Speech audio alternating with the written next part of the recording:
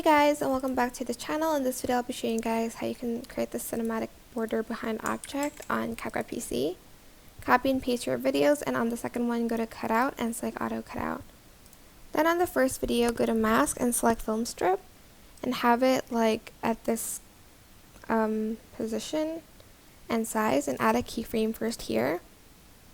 And then where the slow motion starts, I'm actually just going to start the keyframe here. Where the slow motion starts, I want to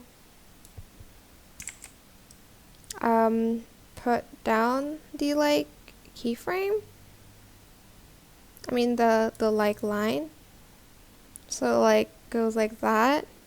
You can even zoom in a little bit to the video, but it's just a little bit more tedious because you have to zoom in both of them.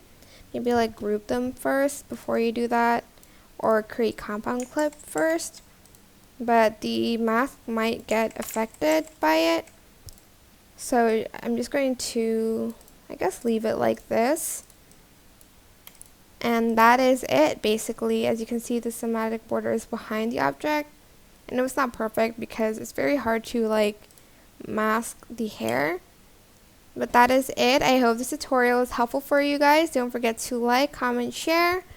Don't forget to also comment if you have any more questions about this video. And yeah, if you found this video helpful, please click the thanks button above the description box down below.